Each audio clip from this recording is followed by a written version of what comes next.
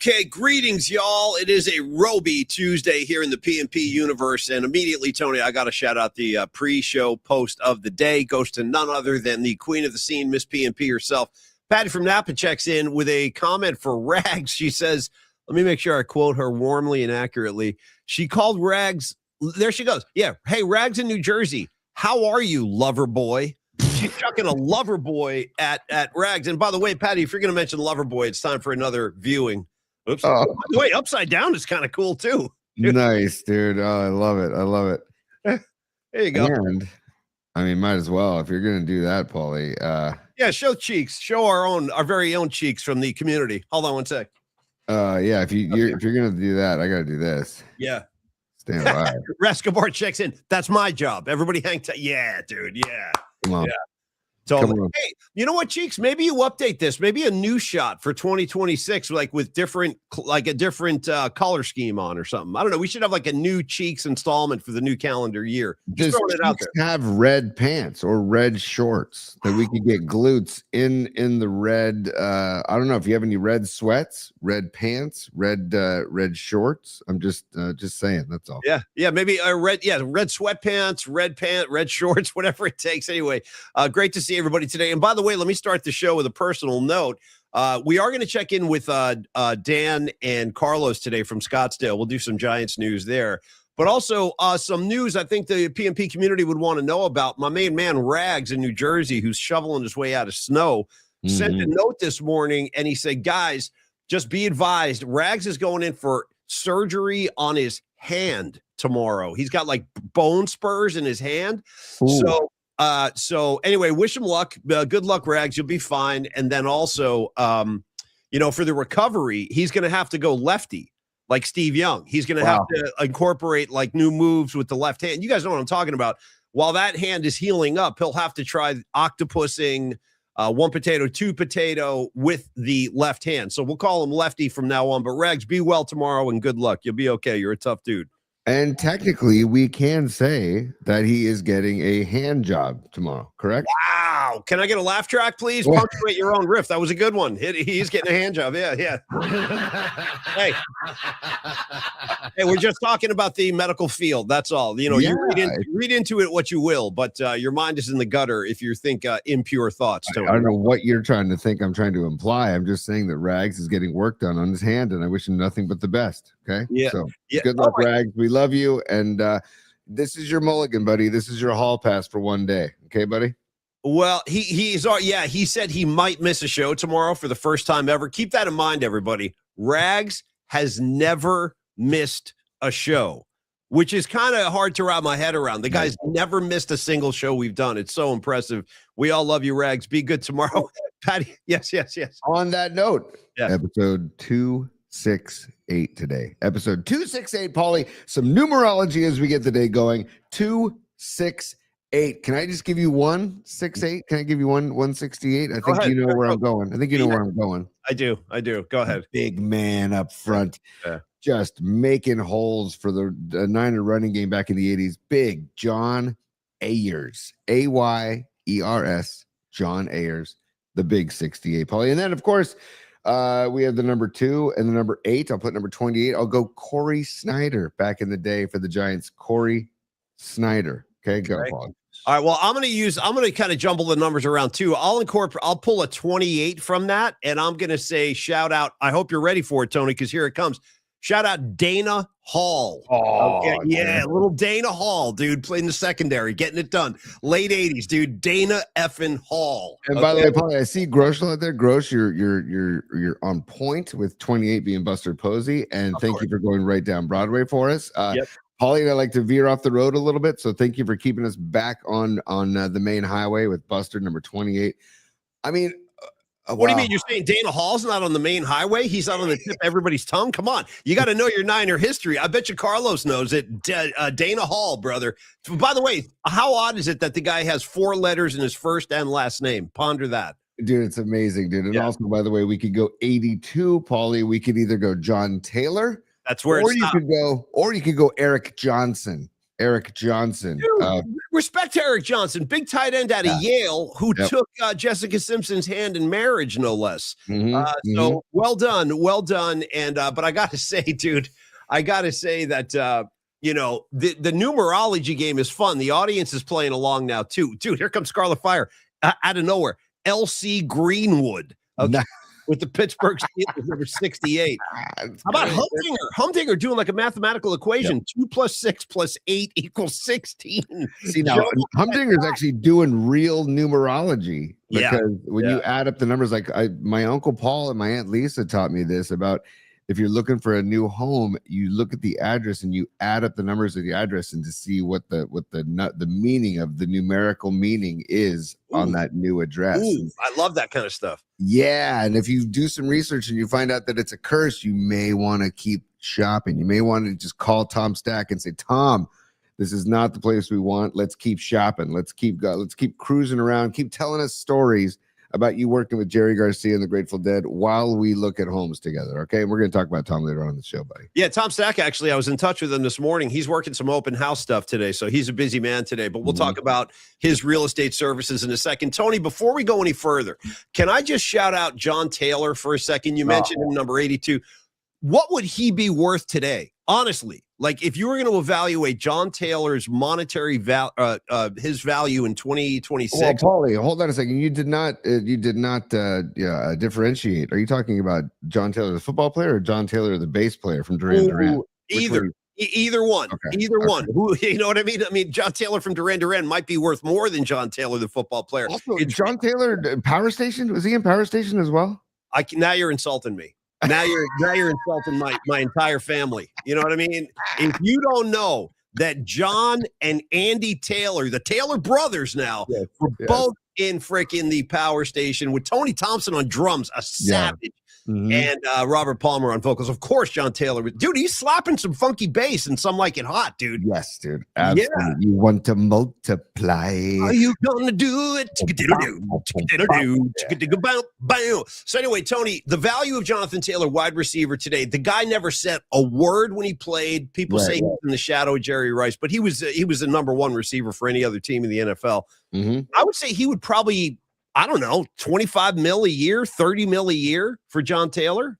Well, if our guy Juwan Jennings is expecting 22, then yes, John Taylor. And by the way, do you think? Wow, finish. John Taylor would have ever gotten in the face of Bill Walsh on the sideline in the middle of the game? Never, because he's not getting the ball enough. Do you think John Taylor would ever have gotten a $100 million paycheck from the 49ers and then just stop coming to work? Do you think he would have done that? Yeah, I'm not coming in. And then driven by Candlestick at 120 miles an hour. And then holding an ice cream cone. Posting it on YouTube, Jesus And then letting an ice cream cone melt all over his hand for 9 minutes. I don't think John Taylor would have done it. You know why?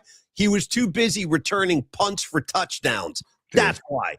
Okay, Tony, as we grease the skids today and get the show started, we should make an announcement. Tony and I have to have a hard out at 1 o'clock today. We have a we have a meeting today. We have a meeting tomorrow. We actually had a meeting yesterday. I don't know what the hell's going on this week, Tony. It's a little too many meetings, but we do have two guys who just loathe meetings back in the day at KNBR. We've got a lot of meetings these days, but you know what, Paulie? It's all for the greater good of the PMP Familia, the PMP show. All for the greater good. We're looking very forward to March 25th, Giants opening day, and our opening day frolic, which will be at Standard Deviant. We have to come up with a name for that. We had a great meeting with Jeff Faust from the Freestone Peaches yesterday. Things cooking with Fausty, as Paulie likes to call him. By the way, well, no. If Faust, I would love to play that Koa Wood bass one day of Jeff. Is that Faust. The little one he has? Yeah, dude, that thing is so, and it sounds so good. The tone of that thing when he plays that thing at gigs, and I'm jealous too because bass guitars are pretty freaking heavy. Like very, very, I mean, like the neck of a bass guitar is like a freaking branch. But that's why he started playing that thing because he was like, I need to play something lighter. But he said, how about try this? Tony, try this on for size. The guys in Rush, Alex Lifeson and Geddy Lee, when they play the song, one of my favorites actually of all time, it's a classic Rush song called Xanadu, trippy ass song from the 70s. When they play that song, Alex and Geddy are both wearing double necks, dude. Double necks. Because Leifson has some 12-string parts, and then he has lead on the 6-string, and then Geddy plays bass, but then he also plays some rhythm guitar on that track. So Geddy has a bass and a one neck is a bass, one neck is a guitar. Imagine how heavy that damn thing is. By the way, you said Xanadu. I couldn't help but think of Olivia Newton-John's Xanadu. Well, I'll tell you right now, the Rush Xanadu is far superior to Olivia Newton-John's. Yes. I mean, there's no getting around it, Yes. Yeah. Could you hear that, Paulie? I heard like some static. What were you trying to do? I don't know. I gotta load something. I'm gonna share something right now since we're talking guitars, and we're gonna get on with the show. We got Dubs at Pelicans tonight. By the way, hold on. Oh, you bastard! Come on, Pelican. There we go. What's going on with that? By the way, can we get us like a health check on your Roadcaster? What's been going on with that thing? Paulie, you're asking me to be like engineer, and I'm not. You can't fit in a full overhaul and repair of the Roadcaster between the show, between the meetings, between driving. I mean, you don't have time for that. I'm surprised. I don't, but I wonder. You know what I do have time for, Paulie? Is this guy, and he's doing his look at this 4-necked guitar, dude. Is this for real? Is that like a real? Is he really playing this thing? We're gonna find out, Paul. Okay, cue it up. I don't know what this is. We're gonna find out right now, but stand by. I want to make it full screen so we can get the full effect. Here we go. Stand by. Okay.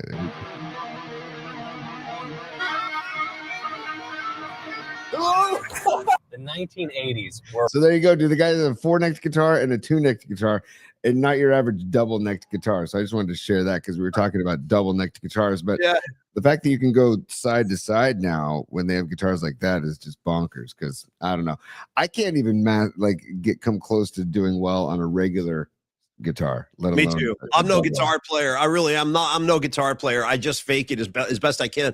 By the way, Scarlet Fire, I don't know what prompted this. She's checking in. This is her post. Yeah. Monkey and the Engineer. I don't know why she's posting that, but guess what, Scarlet Fire? I'm playing that song on 320 at Brisbane. I swear to God, that's in our set. I've played that with Tony before, and I'm going to play it on 320 at the Brisbane Inn. So if you want to hear Monkey and the Engineer, you come on down, and I'll give you a version. Yes. Seriously though, everybody should come on down if you're able. I know some people live like further away that it's too much of a trek, but if you're able to cruise on to Brisbane, first of all, the town of Brisbane is so freaking cool. Second of all, the Brisbane Inn is a killer spot. You walk in, and it is I don't know. It's just it's got a vibe. And the bartender, I forget the bartender's name, but he's the coolest. He's awesome. He's awesome. Yeah. And pours a mean cocktail. Let's just say you get your money's worth at the Brisbane Inn, musically, sonically, and with your beverages. So I want to say this too, for those of you who didn't come out to the last gig, it kind of turned into like a house party. It turned into like a private party. There were just the PMP family was just like kind of wandering around the place. Tony had a box of C's candy. People were toking grass right outside it was mayhem over there. So we'll have a great time if you can make it out on 325. Please do come. I had a great time playing with you, and Drutzy was playing too, and Bob Marcucci on drums. It was really fun, man. Looking forward to March 20th. It's going to be a good time if you can make it. It's a Friday night, right? Yeah. Get out there, have some fun, and it'll be a really good time. And it'll be right before our opening day frolic, so it'll be a good time. And by the way, if you want to look your absolute best, which I think a lot of PMPers they care about their appearance. We have a very healthy audience.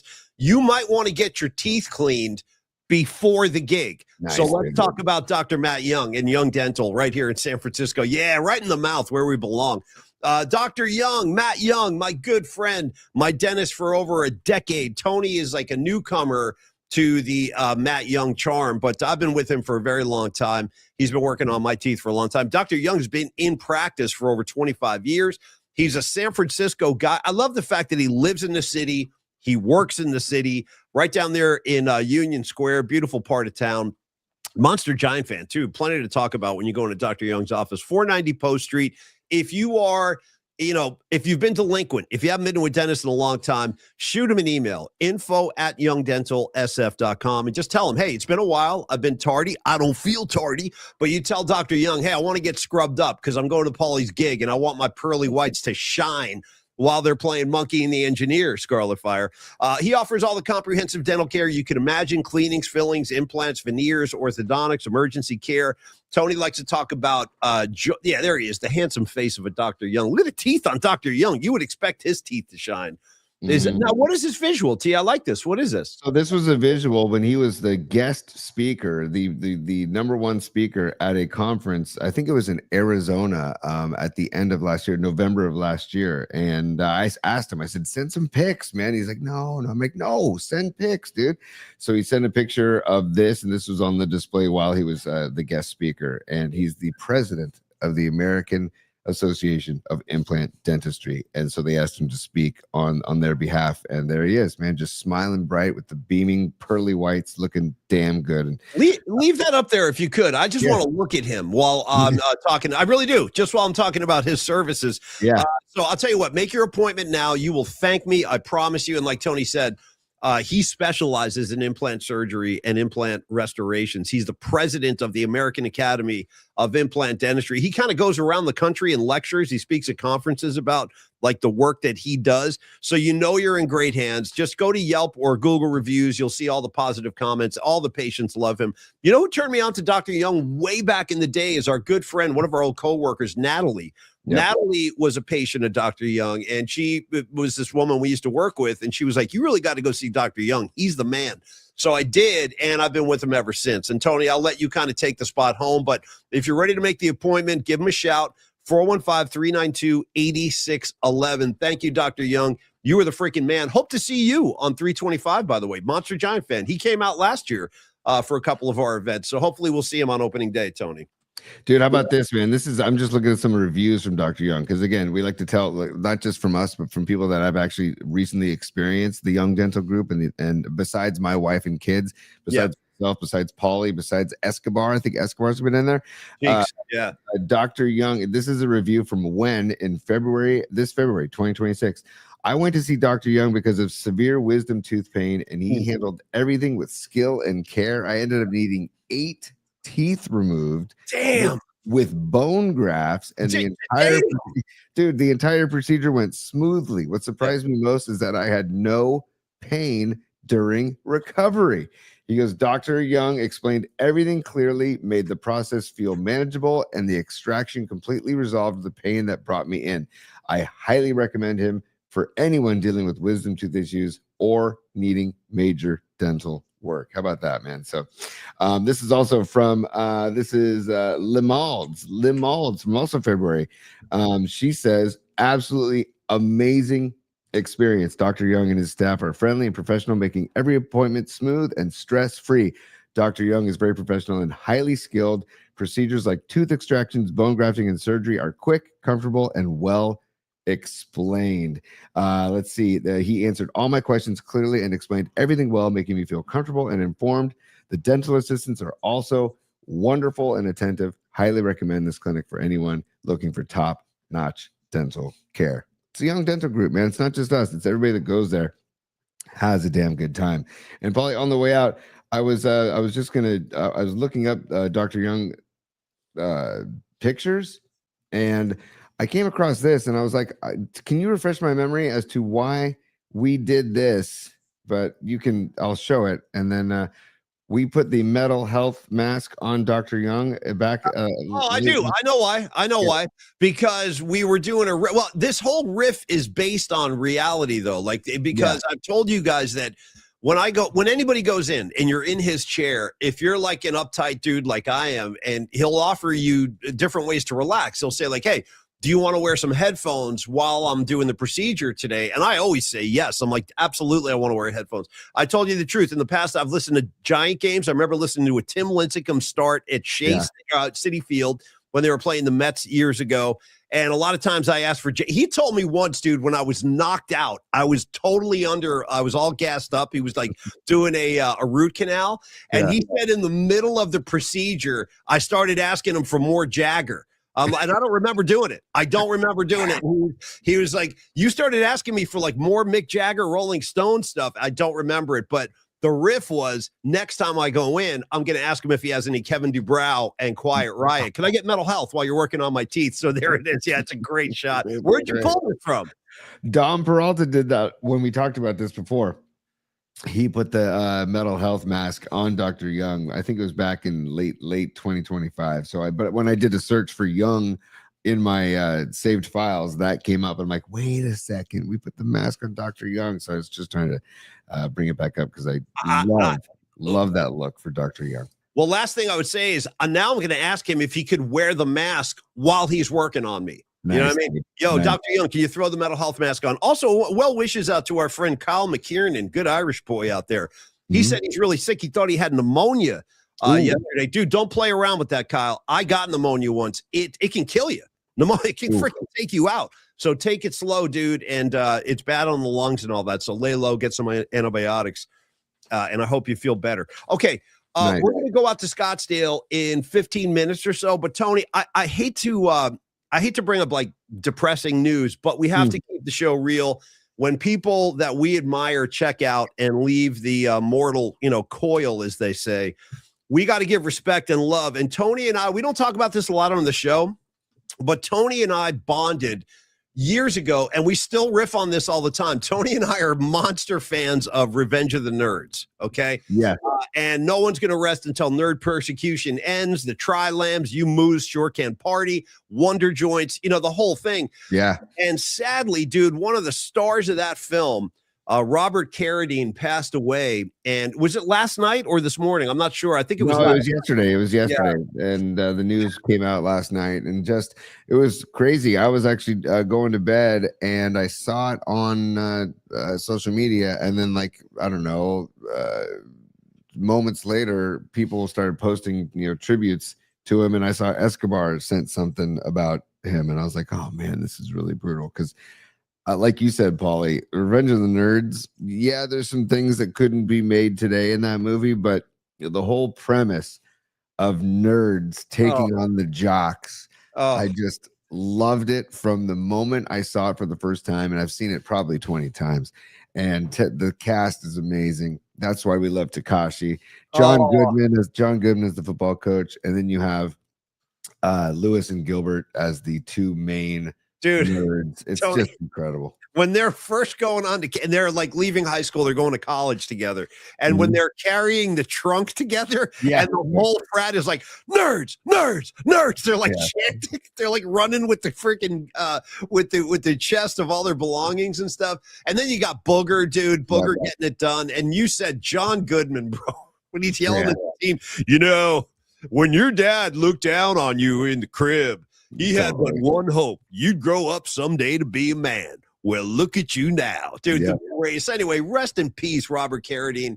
Really sad. Apparently he struggled with bipolar disorder. That's no joke. And, Paulie, not to get too serious on the show, but I just do want to reiterate, because I've had, mental health check-ins. I'm out of my mind. Are you kidding me? I'm out of my freaking mind. Yeah, I totally get it. Yeah. And, I've had, some panic attacks in the past. I've had anxiety, whatever, but just reach out. When you think you've got nobody, you do. You always have somebody. Reach out and get in touch with somebody and talk to somebody, because a lot of people don't express what they're going through until they know somebody else is going through something similar or something else that they can relate to. And it's just, we're all in this together to help each other out. And I just beg people, if you're down in the dumps, if you're going through something, if you're struggling with depression, bipolar, whatever, talk to somebody. There are people out there that want to help. It's great that you said that, Tony. I appreciate that. I really do. And it's you commented you saw the new Springsteen movie with Jeremy Allen White, and that movie really is focused on Bruce Springsteen's depression, which apparently medically it does run. It does have like a genetic link from generations. So in that movie, they kind of reveal, and I knew this from reading the Springsteen book, that Bruce's father had bipolar disorder. But it went undiagnosed for decades. So nobody knew why he was so crazy. And then as a result of that, Bruce became very depressed too. And it's kind of it's a dark film. It's kind of a hard movie to watch. There's some really rough moments in that movie, but it is a good examination of what it's like to wrestle with depression and bipolar, Well, and like back then too, Bruce's dad grew up in an era where you had to be like, Yeah. you were either You a didn't even tough guy, yes, or you didn't talk about it. Right. And now, thank God, it's being destigmatized. But it still has a stigma out there where people are afraid to, to really express themselves or really kind of admit that they're going through something. But if you're going through something, trust me, so many other people are. And reach out. There's hotlines, there's professionals, there's friends, there's family, there's I mean, gosh, yeah, just reach out, because there are people that are willing to help, and it's the world's in a better place with everybody in it, man. Like, and Robert Carradine, I'm so sorry that you left us physically, but it just makes me sad that he felt like he couldn't reach out to somebody in those moments. Well, and again, the reason I brought the Bruce movie up, because there are scenes in that movie where Bruce is so depressed, he's basically isolated by himself in this house, and people are calling him, like John Landau, his manager, calls him, his girlfriend calls him, and he just sits there like he's listening to the messages on his phone with this blank look on his face. And his girlfriend's like, Bruce, I know you're there. Pick up the phone. Come on, Bruce, pick up the phone. Landau calls him. He's like, Bruce, I'm really getting worried. You're starting to, what are you doing, man? Pick up the phone. And I think when you're in that place, it's just, it's just a really dark place to be. I see Escobar making some comments. I feel you, brother. Miguel, I understand. Yeah. Believe me, we've all of us have had troubles. One last thing on Robert Carradine too, Tony, because this is pretty cool. Did you know he has a role? It's a small role, but he actually has a role as a young man in Martin Scorsese's Mean Streets. Yeah. I was reading about that last night. I did not know that until last night. I did not. So that's that's Scorsese's kind of first mafia film, and it's a great movie. It's a legendary flick. If you haven't seen Mean Streets, definitely check it out. So Robert Carradine plays like this long-haired hippie who is hanging out in this mafia bar, and he goes into the bathroom and he starts shooting heroin. And then they wind up like stomping him. They kick his ass. Like all the mafia guys kick his ass in the movie. But anyway, that was Robert Carradine. And that kind of tripped me out when I learned that years ago. I'm like, oh my God, that's freaking Gilbert from Nerds right there. Totally. I forgot that was him too, man. And how about this, Paulie? And I told you this right before the show started. I did not know that he was related to David Carradine. I just assumed it was a coincidence that because they don't really look alike. And I was like, and I'm like, wait a second. I'm like, wait a second. Of course he's related to Carradine because the same last name. And I'm like, whatever. But I don't think, I hope that he realizes how much of a factor he was in many people's lives that watched Revenge of the Nerds. Because I really do think that there was like a movement from that movie of like, you know what? F you, jocks, and it's the whole funny line about like, all jocks think about sports and nerds think about sex and blah blah blah. And it's but they have the final scene where Gilbert is at the bonfire and he's talking about nothing's going to happen until nerd persecution ends. We can't move forward until nerd persecution ends. Yeah. And Gilbert comes down and says, I'm going to join Gilbert down here. And he says, I'm a nerd and I'm proud of it. Yeah. And, I'm a nerd and I'm pretty proud of it. Yeah. It's the greatest. Yeah. You've ever been called a spaz or a dork? Or Why don't you come on up here? Why don't you come on up here and join us? Yeah. And dude, they're playing "We Are the Champions" by Queen in the soundtrack. Yeah. We are the. It's the great. It's and like you said, Tony, you look at anybody's life. I believe this actually. I think the most important things are acts of kindness and generosity towards others, and bringing joy to the equation in some fashion. Like you said, he brought a lot of people. He brought me a lot of joy, dude, laughing at his great stuff. So rest in peace. It's hard to report on that, but I see a lot of comments. Rex just put something. I see a lot of comments where people do understand. Yeah, dude, that's my pie in the pie eating contest. Yes, and Betty Childs. Paulie, I do want to say I love people saying on the chat that they've they deal with depression on a daily basis. They are on medication. They've sought help. Same here, right? And most people in this day and age deal with some sort of struggle mentally, where there's so much stimulus out there, so many stimulants out there. So we're all in this together, man, is my point. And just reach out. Hey, believe me, like if you do feel alone, you feel isolated, you got us. We're right here for you. It's for real. Like everybody come on in here. Everybody's welcome here. By the way, dude, Ryan Fong, just a post that says it all. limp-wristed throwing style, dude.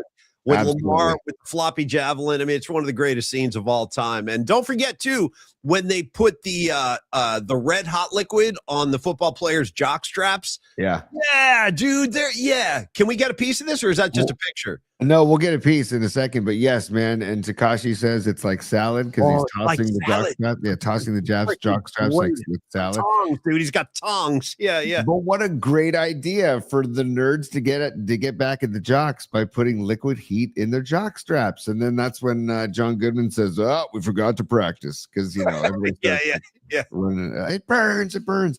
But here, let's just do a little taste. Definitely of the bonfire. Here we go. Definitely. I just wanted to say that I'm a nerd, and I'm here tonight to stand up for the rights of other nerds. I mean, all our lives we've been laughed at and made to feel inferior, and tonight those bastards, they trashed our house. Why? Can we pause on McGinley for a second? Sure. See, you can see the remorse there. He's got a human side. He's starting to feel some shame. Yeah. That's the best part of McGinley's character in the movie is that he actually is a jock, but he feels remorse, man. Yeah, he feels, and Betty Childs comes around and like, well, you'll see. Because we're smart? Because we look different? Well, we're not. I'm a nerd, and I'm pretty proud of it. Hell yeah. Get up there, Gilbert. Yeah, here comes Gilbert. Look at Carradine. Here, he's like, that's me and Rags right there. It's like, Rags, I'm coming. Yeah. 100% stand by, dude. Here we go. Look at Booger. There's Booger right there. There's Lamar Latrell. Here we go. Hi, Gilbert. I'm a nerd too. Best. I just found that out tonight. We have news for the beautiful people. There's a lot more of us in our review. I know there's alumni here tonight. When you went to Adams, you might have been called a spaz or a dork or a geek. Any of you that have ever felt stepped on, left out, picked on, put down, whether you think you're a nerd or not, why don't you just come down here and join us, okay? Come on. Dude, and look at this. The first to join, Betty Childs. Yeah. Dude, this is the best. Hi, Betty. Just join us, because no one's really going to be free until nerd persecution ends. There it is. There's the line. No one's going to be free until nerd persecution ends, Paulie. There it is. Thank you for that tribute. I was getting a little emotional during that. I got to be honest with you. And also, I'll say my final comment, and then I want to do a Tom Stack spot, and then we can bring in Los D and Dan. Los D and Dan C from Scottsdale. I just want to say that, dude, last thing, you moves sure can party, Tony. Dude. Okay. Absolutely. Yeah. Hey guys, Wonder Joints and Paulie, just in honor, because this is the sound that we like to play. Hopefully, when teams that we hate get their asses whooped. Yeah. You just got your asses whipped By a bunch of GD nerds. And then he takes the hat and he goes, nerds. I would stand up and redeem myself. Sorry, Paulie. Go ahead. No, it's fantastic. And a lot of people are like now identifying themselves as nerds. Noemi, I'm a total nerd. Yep. Joy, P1998. My husband is a nerd. He's a cute one, though. Paulie, you know what's funny, too? Is one of the things that Paulie and I bonded on years ago is that Paulie and I both grew up like in grammar school and high school playing sports and stuff. But we also, there were like jocks and nerds and whatever. But I hung out with the nerds, too. Like there were no cliques in my world. I tried to hang out with everybody.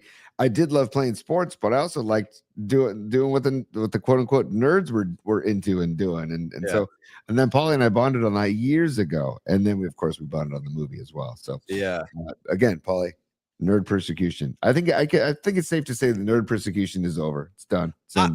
I might need to go watch that just as a tribute to Carradine tonight if I have time. Actually, the Warriors taking on New Orleans today down in the Big Easy. I think that's like a 5:30 game, I think. So you can maybe squeeze some nerds in post game if that's cool. Yeah. Squeeze some nerds in after you do this, Paulie. Pelican flag. Come on, Pelican. There you go. 100%. Now, Tony, I want to talk about the services of Tom Stack, our good friend Tom Stack with Coldwell Banker Realty. Tom is a broker. He's been doing it for 20 freaking years. There he is at the Grateful Dead house with a couple of your companions there in the window. Tom Stack is a people person. He is going to help you find the right home if you're a first-time buyer, if you've bought several homes in your life, but it's time to move. Let Tom go to work for you. He is the right guy to do business with because he's just such a cool dude. He really cares about the community. Tony's going to tell you about the La Marinda corridor in a second, but I like to say it nice and simply like this. Tom Stack is a stand-up guy. He's old school San Francisco, and he's a guy that you can trust, which is a trait I think all of our sponsors have. He's going to treat you like a rock star. And by the way, buying a home is a freaking overwhelming experience. I've only done it once in my life, and that was plenty. You know, I'm sure I'm going to have to do it again at some point when we sell this place and find another one. But you do need the proper guidance. You do need assistance. You do need advice. You need somebody to kind of steer that ship. And that, my friends, is Tom Stack. He is the broker, again, with Coldwell Bank Realty. He is here for you. He's going to treat you like a VIP, like a rock star. Just tell him what you're looking for. I'm encouraging Stevie B to reach out to him because Stevie B is looking to buy with his girlfriend. And I know Patty's already had a conversation with Tom Stack about some Lake Havasu stuff. So when it's time for you, pick up the phone and make it happen. 925-878-9964. 925-878-9964. Tom Stack also going to be at the Bruce Springsteen show. We got a lot of PMP familia going to that Bruce show. So we'll see Tom at the Bruce gig. He's all in for the pregame party. We've already talked about that before we head over to Chase Center. You can also email Tom if that's easier for you. Just shoot him an email. It's tom.stack, S-T-A-C-K, at cbnorcal.com. Again, when it's time to buy a home, Tony, it's time to call Tom Stack. No question, Paulie. I also want to talk about Tom Stack, the person. We know that he knows real estate up and down, and especially the La Marinda corridor, which is Lafayette, Moraga, and Orinda. If you were wondering where Moraga is, it's where St. Mary's College is, right off of Highway 24. You take St. Mary's Road off Highway 24, and you just go for a few miles down that road, and you'll end up at the St. Mary's College. Beautiful campus. The whole area is freaking beautiful, dude. But Tom also is about the community now. For over 2 decades, he's poured time and energy into community events like the Lafayette Art and Wine Festival, Lafayette Res Run for Education, Taste of Lafayette, Rock the Plaza Summer Concert Series in Lafayette, and Notes for Hope. He's also a charter member of Sustainable Lafayette, so he's helped to make the town hall greener and worked with Gold Star families to support military families. He's also was honored a couple years ago as the Lafayette Business Person of the Year for the City of Lafayette. The guy, he's an advocate for open spaces, right? He's spearheaded an organization for the preservation of open space in Lafayette. Nice. The guy, I think he kept 68 acres of pristine parkland populated by heritage oaks, meadows, 2 creeks, and abundant wildlife. This has nothing to do with real estate, but this has everything to do with Tom, the person, and the gigantic heart that Tom has and the passion that he has for the community and for the people in the community. So we're big fans of Tom Stack. We're stoked to be partners with Tom. And the people that have worked with Tom, they talk about the experience of hanging out with Tom. And also he knows his ass about real estate and will find you the house you're looking for, but also entertain you and also create a friendship. And like he says, he wants to be a relational real estate agent where you guys are friends long after the transaction. I've known Tom for a long time too. We kind of bonded on our mutual love of music. You know what he told me the other day, dude? He freaking blows my head off when he says stuff like this. First of all, Tom's credentials as a music patron in the San Francisco Bay Area. He saw the Grateful Dead at Winterland a million times. He saw Bruce Springsteen and the E Street Band at the Winterland. And he casually threw this at me. Oh, yeah, by the way, I saw Springsteen and the E Street Band, ready for this, at the University of Santa Clara in 1976. I'm like, you know what, dude? And he said there was like 800 people there. Okay. You know what I mean? Crazy. Yeah, so Tom, my point is there's plenty to talk about with Tom. You can trust him. He's one of us, and he's going to treat you well. Thank you very much, Tom Stack. We love you. We'll see you soon. All right, Tony, real quick, before we bring in Dan and Carlos from the desert, check your phone. Dan, Coach Emilio has just sent what looks like a personal message from the new Giant skipper, Tony Vitello, to you. And it's addressed to Creative Tony. So you're going to want to maybe show this on the show. Look at this kid. What are you doing, bro? I don't even know where my phone is right now. This is so wild. Yeah, we can't. Here, stand by. I'll be right back. Stand by. Okay. All right. Wow. Look at that outfit. Holy smokes. I've never seen Tony actually rise out of his chair with that freaking with that cape on or whatever you call that thing. That thing. Wow, dude. I'm blown away. I had no idea that was that much of a production. Look at that thing. Wow. Jeez. Tony, will you wear that to the Bruce show? That's my only question. Please wear that to the Springsteen show. So yeah, pull up that message. And apparently Dan, because Dan has been at Scottsdale like pretty much on a daily basis. So do you have the message with the video? I'm looking at it right now. Here we go. Okay. Can you download that so we can show it on the show? Yeah. What I'll do. Yeah. You're gonna have to give me a sec. So I'll hold the phone real quick while I. Well, why don't you bring in our guests and you can work on that while we bring them in? So can we go to Scottsdale right now, T? Yeah. 1 sec, P. I'm multitasking here. Well, here I'll bring Los and Dan on right now, and you can say hello to them. Yep. And stand by 1 sec, P. There is Mr. Carlos de la Fuente. Yeah, there's my guy. What's up, Los D? Good to see you, brother. And what's happening, boys? There we go. Oh, you guys look great today. Wow. Dude. I'm ready for opening day, man. Okay, first question. Who's on the back, Dan? You got a name and number on that bad boy? Yeah. Take a guess. He's not a current player. I'm going to say Will Clark. Yeah. No. Hold on. Stop. McCovey. No, it's not an all-timer. I'll just give you a clue. He's part of the greatest double play in Giants history. Oh, it's going to be Crawford or my boy Joe Panic. Yeah. Dude, you have a Panic jersey? That's amazing. Dude. Amazing, Dan. Amazing. Respect. Dude, Danny C coming with the Joe Panic jersey. Don't forget, out of St. John's University. He's a New York boy.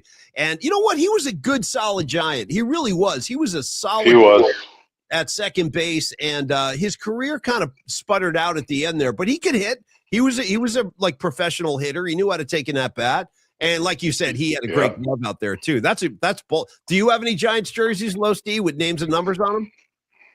No. I have one. And it's a Rod Beck, which is pretty badass. Oh, I love Beck. Yeah. I got a Willie Mays jersey, but it's kind of more of like a mural. A lot of his photos and achievements, but no number on it. Used to have a Will Clark jersey, but outgrew it.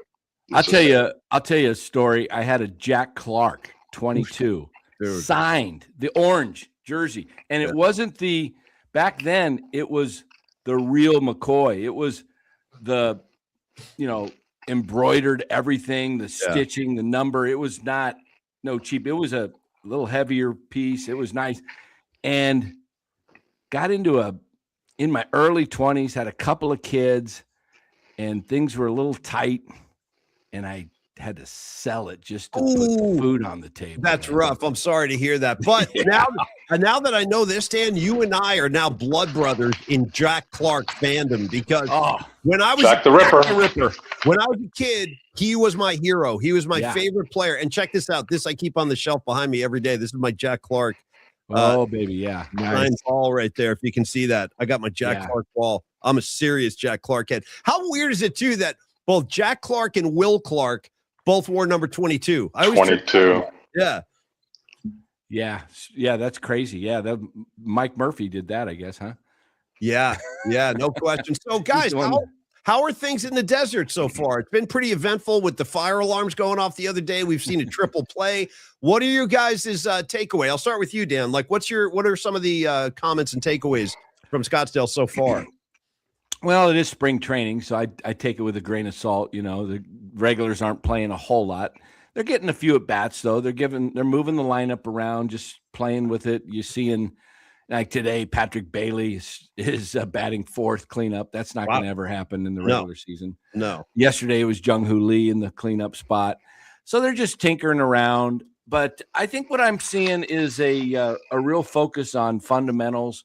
Tony V is out there, hitting ground balls. He's, I tell you, I think that is so important to these guys, because when you see a manager that is that involved, as a former player, you get juiced when your head guy, the leader, is watching you. When he hits a ball to you, you want to make sure you get it and field it properly and don't screw up, because he's watching. Yeah. He's not just watching, he's involved. And I think that's really key. These guys, everybody says, oh, he's a college guy. This is the pros. These guys are 25. Yeah. Okay. Some of them are 30, but it's a kid's game. Yeah. All right. And they're not far removed from, they remember, probably, the guys like Chapman, they've been around, but it's a kid's game. And anytime you get a manager that communicates with you and is connected to you, it has a way of bringing a team together. Everybody's saying, well, can he manage? Part of managing is just getting guys connected. Mm-hmm. Yeah. Oh, no question. Yeah, it's definitely part of being a skipper in the bigs is managing all those personalities and getting everybody to get on the same page. It's not easy when you got 25 guys and some people have different agendas for them all to be corralled with one common goal.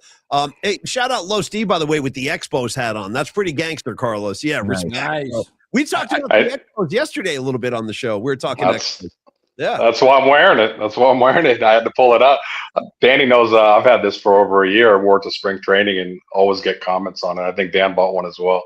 So I got one up in the closet there. Yeah, is that the multicolored hat one with the blue and the red and everything on the? Yeah, it's got like each section is a different color. That's freaking so sweet, man. I think you took that from my studio, Los. No, nice. Yeah. Stolen. Ironically, red, white, and blue colors, and yet it's Canada. Kind of funny. Oh, I know, right? That's funny. Dan and Los, I'm a big fan of Buster's move to bring Vitello in. And again, I trust Buster, first of all, and then second of all, like you were saying, Dan, Vitello, whether he's college or pro, he's a baseball guy. And obviously he knows the game inside and out. He led a very successful program in Tennessee, and players loved playing for him and were very sad to see him leave. And it was a tough departure for him. I don't think it was just an easy decision for him to just walk away from that program that he helped build at Tennessee.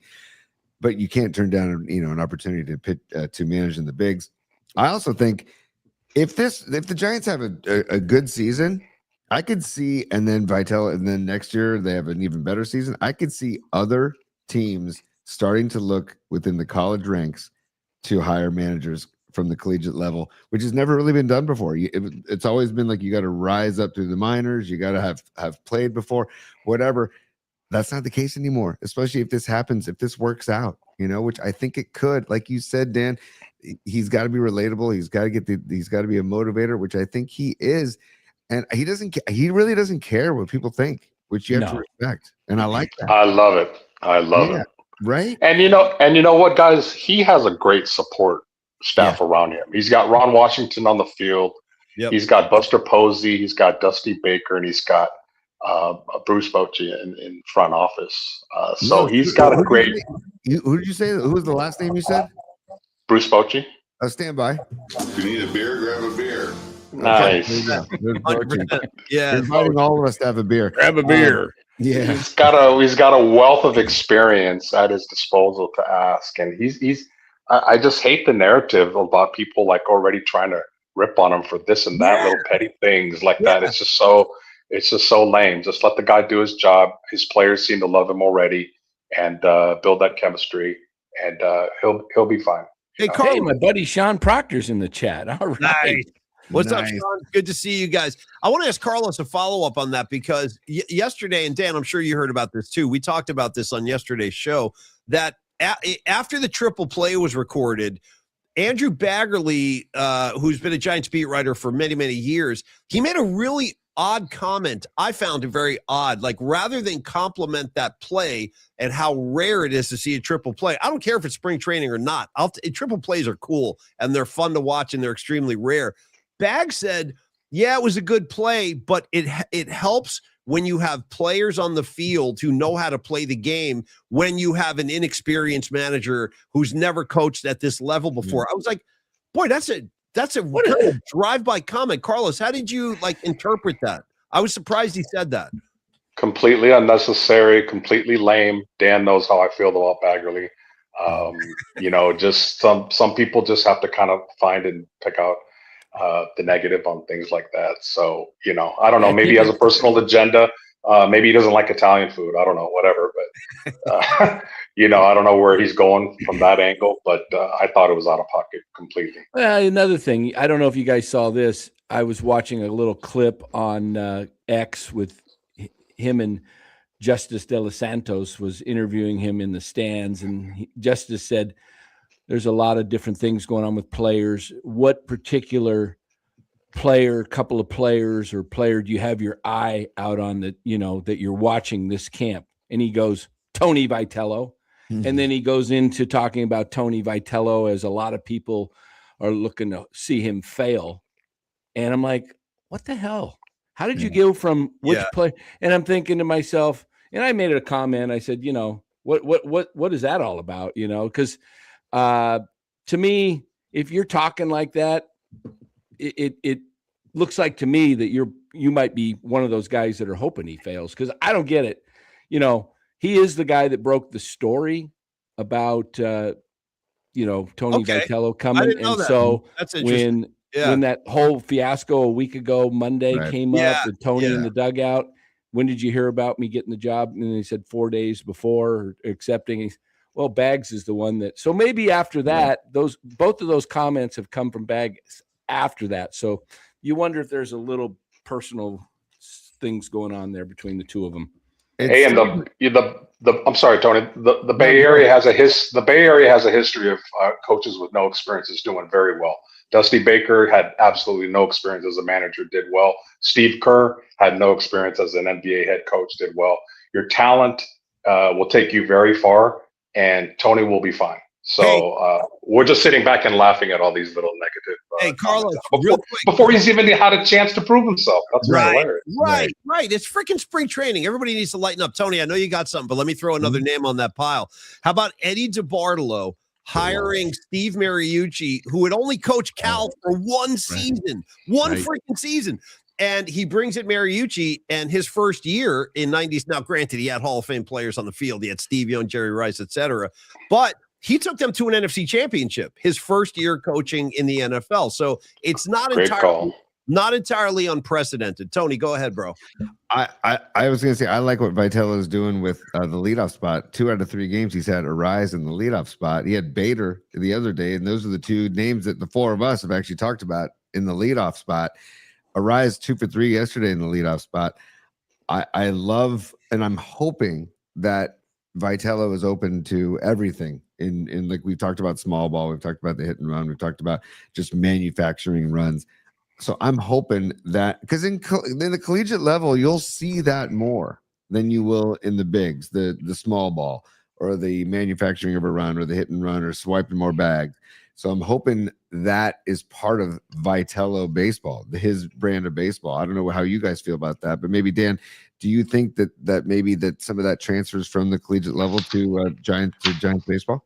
Oh yeah, I think he's made the comment he'd like to be a team that is very disliked, and some people, in college they referred it to FU baseball, playing a little bit of that.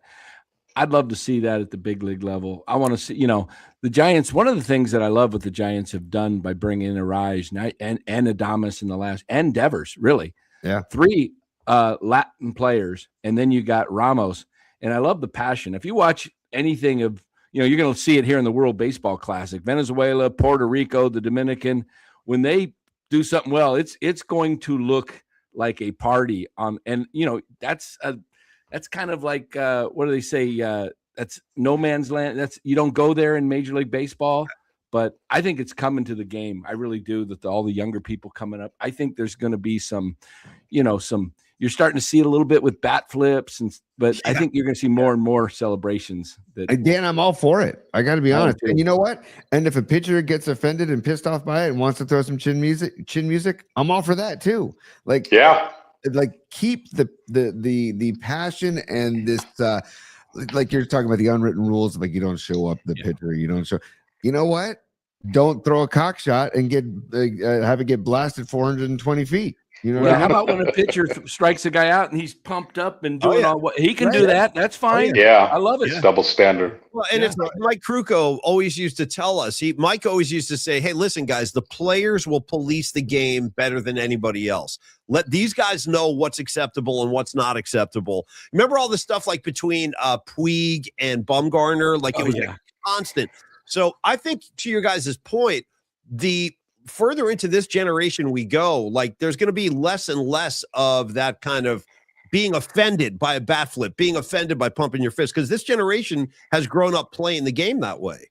I totally agree, Paulie, and bring it. And like Dan said, the World Baseball Classic, you will see that on display with a lot of these players, and bring it to MLB. I'm all for it. Because it's and any way to engage the younger audience. Like my son's 12. He plays baseball a ton. He doesn't sit down and watch a full game, right? I guarantee you he will if he knows that certain players are going to be spicy, they're going to be energetic, they're going to be passionate, and he'll want to see that stuff. And it's like any way to engage those younger audiences, man. I'm all for it. Hey, Tony, let's do a quick super, and then I want to ask another question. I want to ask these guys about pitching and what they've seen, but let's give Escobar some love here. He just checked in as a super. Sure, and let's give Dan and Los some business time. Oh, yeah. Yeah. It's business time. All right, here we go. Escobar Cheeks the third. He's checking in. Thanks, Escobar, for the super. He says, I think the PMP muscle needs to pay Bags a visit. Hashtag F Shady Shohei. Hashtag cut the crap. Hashtag Musk fix it. Hashtag no butt stuff. Hashtag no shaman.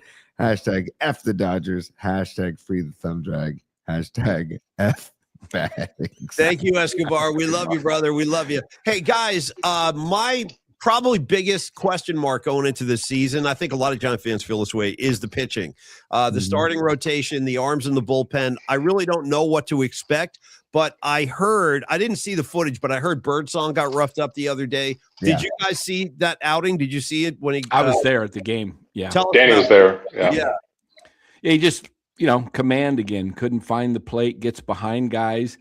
And then, when you get behind guys and you're walking guys, what's the next thing you want to do is you want to make sure you throw a strike. The hitter was waiting for it. Grand slam, boom. That's why you got to get pitches over the plate, because, so walks kill you, right? They say walks will kill you, man. And kill you more than one way, because if you're walking guys too much, then they know you're coming in and they're waiting on it. And they're waiting on one specific pitch, something that's coming straight. I think to add to that, I think the lineup is set, not necessarily in a specific order, but we know who the 9 guys are going to be more or less. When it comes to the pitching staff, just me and Danny saw in the first practice that we went to, we saw this kid that they just picked up, played Tidwell. And and we were watching him, and Tony, that mitt was popping, and the sound. Yeah. And I was like, wow, where did this dude come from? I think he has an outside chance. I don't know what Danny thinks about him. Maybe. Yeah, did you see his outing Saturday? He might be the 5th guy in the rotation. He struck out the side. Nice. He's definitely positioning himself, if not the rotation, if there's an injury, because I think the rotation's pretty well set, but he's positioning himself for the next man up. Yeah. And you got to remember, Vitello doesn't have a history with any of these guys. Right. So they have to prove to him, and he seems the type of guy that he's not going to have preferential favoritism towards what you've done in the past. What are you going to show me now in these next 5 to 6 weeks? That's who I'm putting out on the field. That's who I'm going to put in the rotation. That's who I'm going to put in meaningful, bullpen situations. So I think Tidwell's got a shot to be the number 5 guy.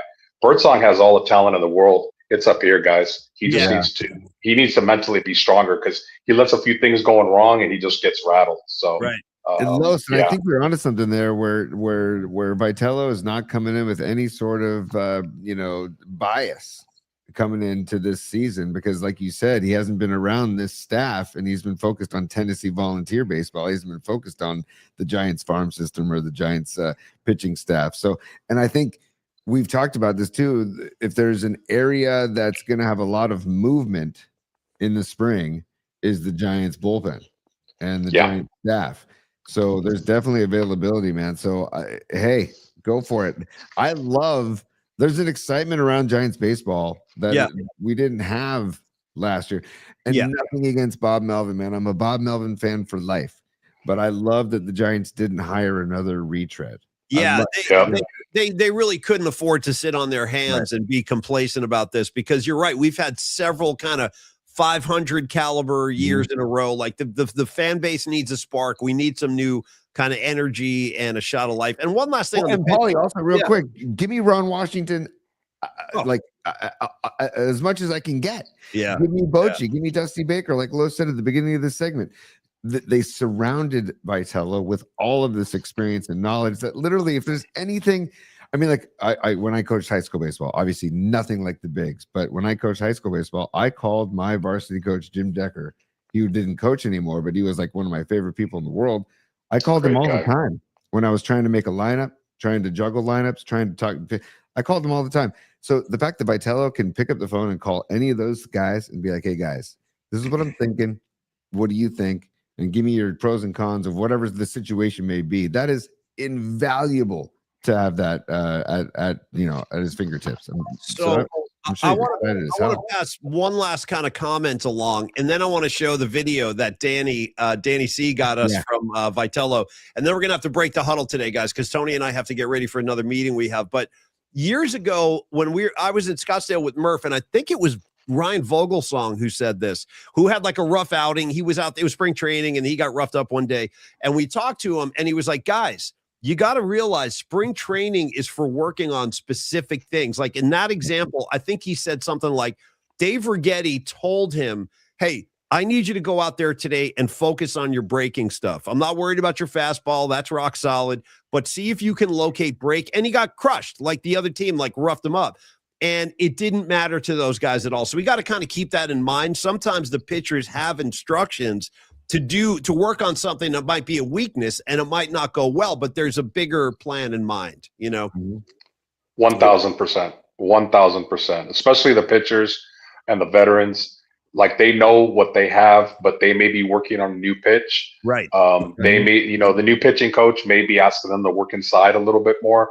So spring is just about working on your mechanics, working on doing a few different things, tweaking this, tweaking that.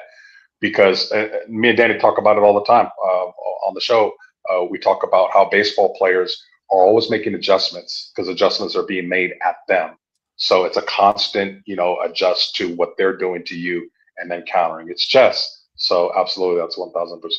All right. So Dan, why don't you set this clip up? I haven't seen it yet. I know it's in Tony's possession. He'll show it on the show, but tell us the backstory here. What do we got? Well, it was I was down at camp. Los and I were down there a week ago Monday, and it was second full practice, the full squad, and Tony came over to the netting, and right by, I was just standing there and I was talking to him, and I said, "Hey, would you give me a shout out to my YouTube channel, NorCal?"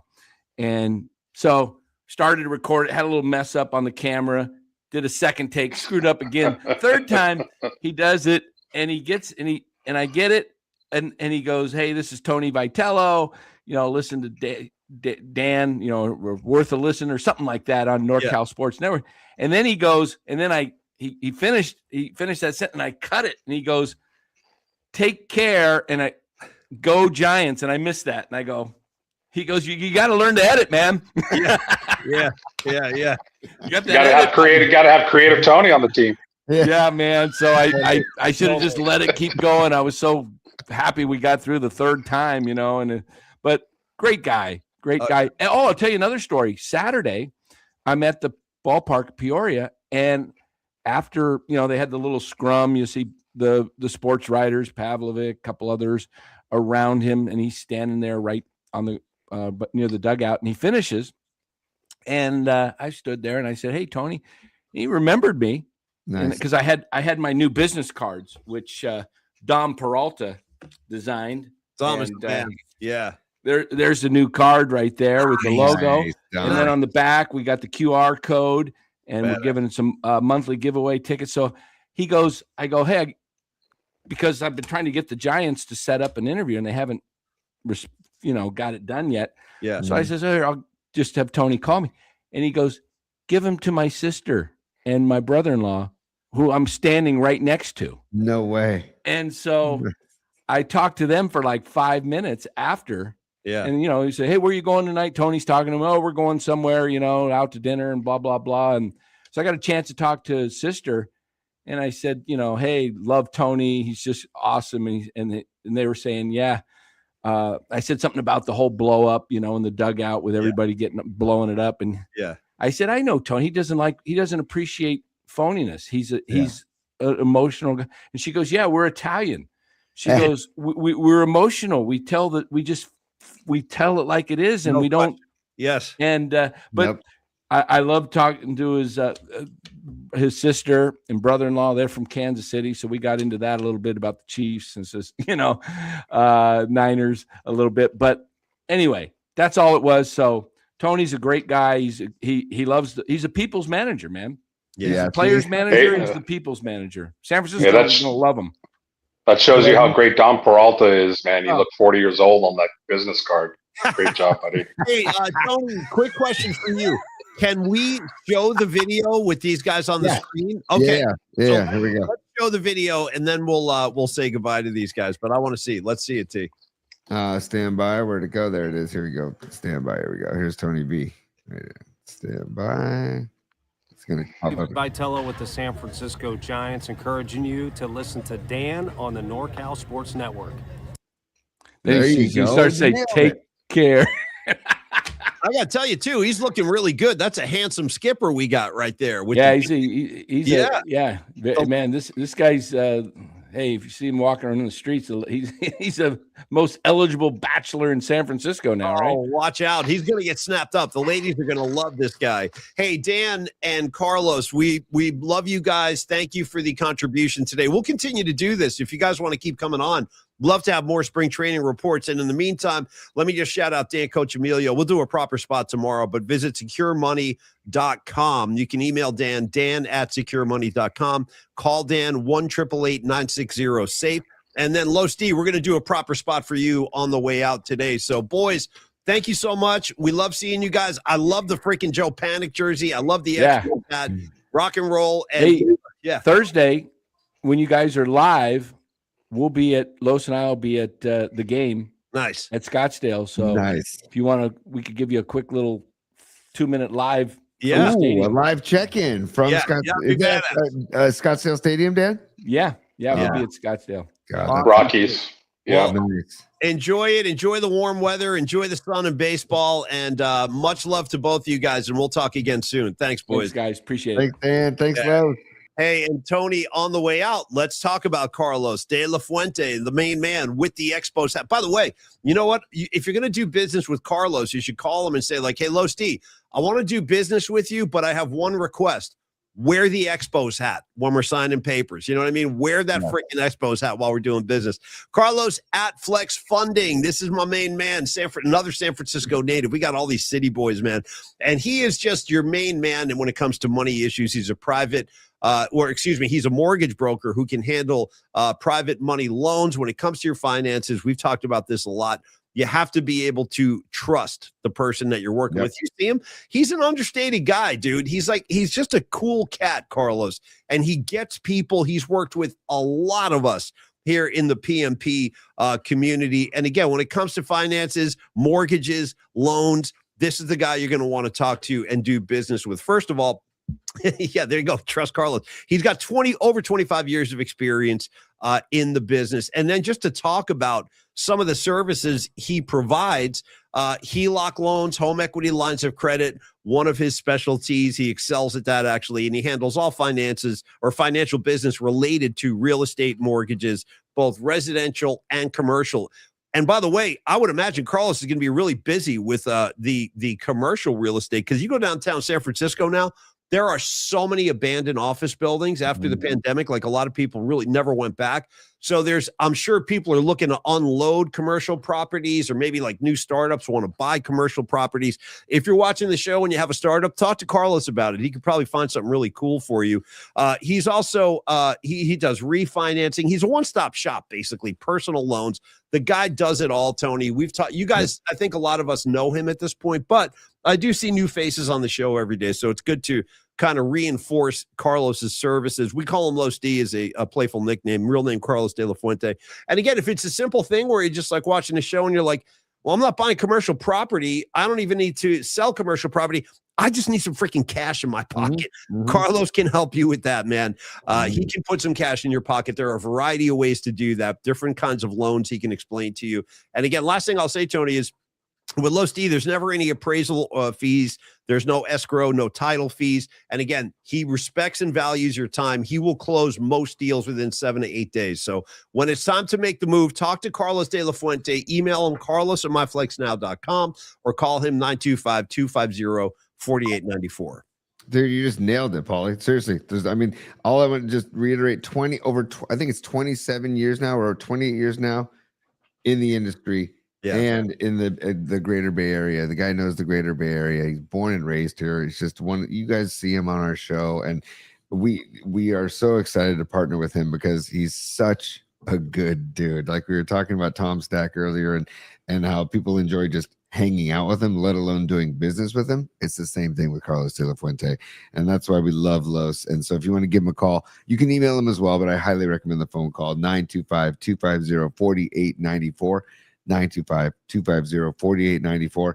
And also follow Los on social media at Los_DLF. Very fun to follow on social media as well, Paulie. And hey, as we transition out of the spot play, I want to give a live update from Scottsdale, Arizona. The Giants are up 2-0 against the Angels, the Los Angeles Angels of Anaheim, or whatever hell their name is. Logan Webb, 2 innings on the bump. 4 Ks in 2 innings to start the game. Now Landon Roop, there it is, on the mound. He's got 1 inning under his belt, scoreless inning with a K. So he's on the mound now in the 4th inning. So Giants up 2-0, looking to go 4-0 to start the Cactus League. Love it, love it, love it, P. Roop, there it is. Yeah. Roop, there it is. By the way, I got all my team back again. Sorry. I was telling Carlos and Dan before the show, we had to end early today because we have a meeting with Cron 4. Dude, shows you how overwhelmed with everything I am. Cron 4 is tomorrow. Today's our meeting with like our business advisor, our business manager, who at this point shall remain anonymous unless she wants to be revealed. I don't want to like expose anybody, but we do have a meeting we got to fly to, you guys. So thanks for watching the show today. I want to ask all of you in the PMP community, support our good friends over at the Hum Daddies. We love these guys. Wow. Yeah, we're locked in as usual, brother. Same wavelength, always has been, always will be. Yep.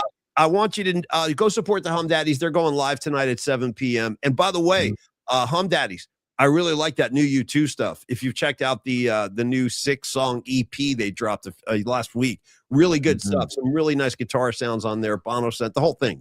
All of it is really good.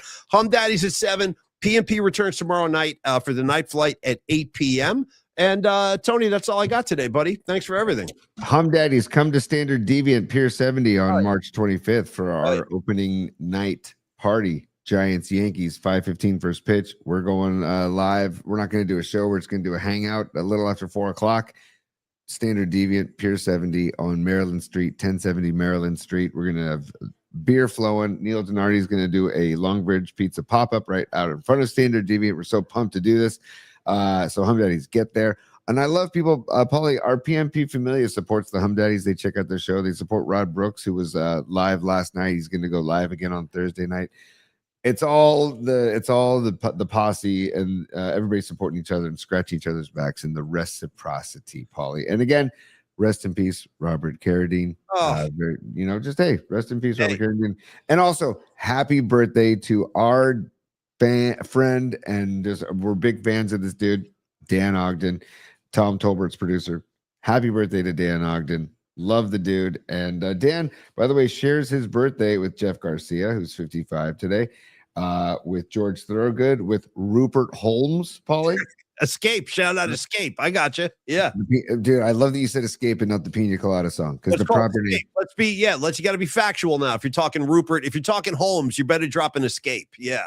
Dude, absolutely, Paulie. And then also Edward James Olmos, and a heavenly birthday to number 74, Fred Dean. Oh, dude, smoking cools in heaven. You know what I mean? The guy's smoking freaking cools in heaven with Jesus himself right now. He's asking Jesus if he wants a cool. You know what I mean? 100%, dude. I mean, the best thing about Fred Dean, too, is that he would leave the field after the second quarter for halftime. He'd be sitting in the locker room while Walsh is diagramming plays, just drilling butts. Just sitting there, full pads, just drilling butts. God bless Fred Dean, man. Hey, last thing, too, since we said Escape and Rupert Holmes, two other great escapes before I lose this. One, Metallica, Escape, and then two, fantastic Journey record called Escape. Stone in Love, Don't Stop Believing, Who's Crying Now, etc., and so forth and so on. All right, Creative Tony, thanks for everything, brother. UPMP Familia, enjoy your day. We will return tomorrow night and Rags, good luck with the hand tomorrow, brother. I hope all goes well. And Paulie, don't forget the Escape Club, Escape from New York, and Escape from Alcatraz. That's all I got for you. And Rags, yes, take care of your hand and use the other. And if you need some lefty advice, I can show you some lefty tricks. Wow. As I'm a lefty. Wow. And good luck with the procedure, buddy. We'll be thinking of you, Rags. We love you. All right, guys, take us home, Big T. Business hours are over, baby. It's business. It's business time.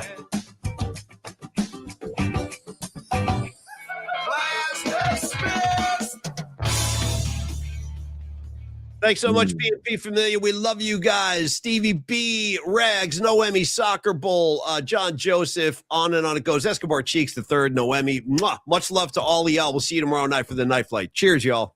Peace, y'all.